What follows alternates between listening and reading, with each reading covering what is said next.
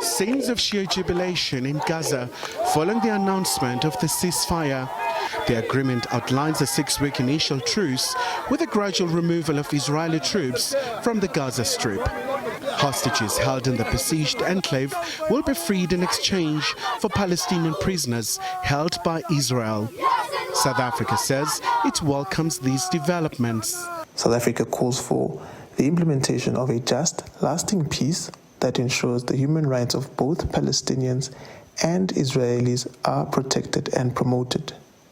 The ceasefire must lay the basis for a just peace, which should include the establishment of an independent, viable Palestinian state. In accordance with successive rulings of the ICJ, the provisional measures prescribed by the ICJ must be adhered to by the occupying power. International law and humanitarian law must be respected and upheld. Pro-Palestine group #Africa4Palestine says this ceasefire should, however, be labelled as temporary pause of the genocide. With this ceasefire, we know that a genocide has been committed, war crimes have been committed, and perpetrators will not and should not be left off the hook. It is clear that there are not two sides in this particular genocide. There's an oppressor and there's an oppressed. There's a perpetrator and there are victims.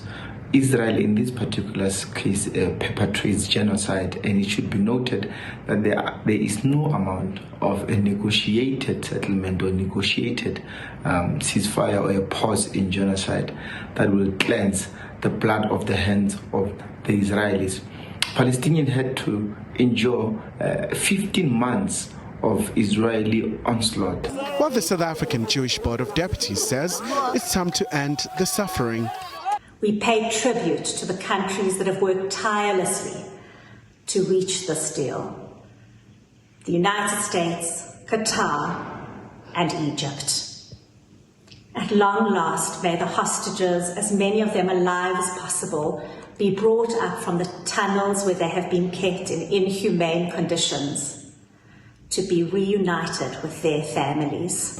Meanwhile, the UN Human Rights Council says although the ceasefire has been achieved, it remains concerned about the culture of impunity. This as Israel has intensified bombarding Gaza despite the announcement of the truce that will take effect on Sunday. What appears to be an increasing disregard for international human rights law and international humanitarian law. And there is also an increasing disregard for multilateral institutions like the United Nations, the space in the Security Council and in the UN writ large to carry out mediation, to dialogue, and to prevent hostilities, to then address and bring to an end hostilities as soon as possible. There is absolutely a need for political leadership that prioritizes the human rights of people, of all people. Unfortunately, what we are increasingly seeing is political leadership that is populist and that seeks to divide rather than to unite people around the cause of human rights. A number of political parties that have been vocal about the situation in the Middle East have thrown their weights behind the ceasefire agreement and called on parties to ensure that it holds. Khayelihle Khumalo, SABC News, Johannesburg.